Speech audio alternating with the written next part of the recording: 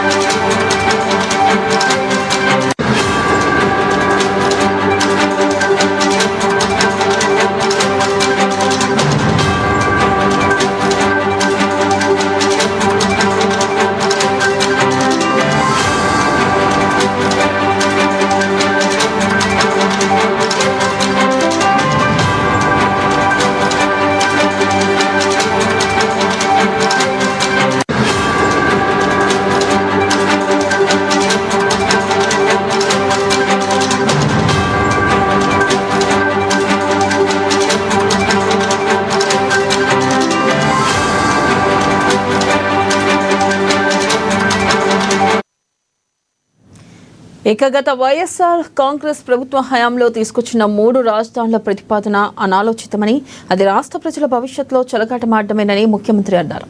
స్థానిక రైతుల అభ్యర్థన మేరకు అమరావతిని చట్టబద్ధంగా ఏకైక రాజధానిగా గుర్తించాలని మేం కేంద్రాన్ని కోరామని ఆయన తెలిపారు.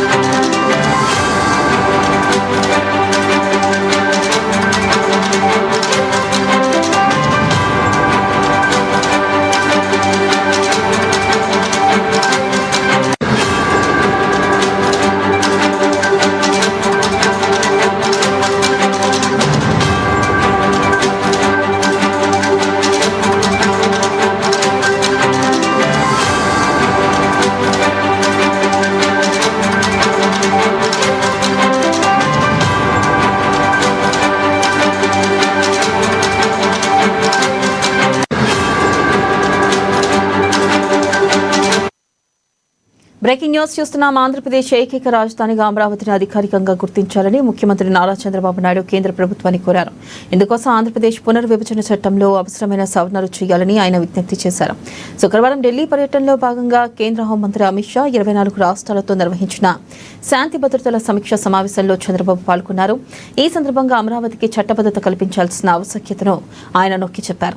గత వైఎస్ఆర్ కాంగ్రెస్ ప్రభుత్వ హయాంలో తీసుకొచ్చిన 3 రాజధానుల ప్రతిపాదన అనాలోచితమని, అది రాష్ట్ర ప్రజల భవిష్యత్తుతో చెలగాటమాడమేనని ముఖ్యమంత్రి అన్నారు. స్థానిక రైతుల అభ్యర్థుల మేరకు అమరావతిని చట్టబద్ధంగా ఏకైక రాజధానిగా గుర్తించాలని మేం కేంద్రాన్ని కోరాం అని ఆయన తెలిపారు.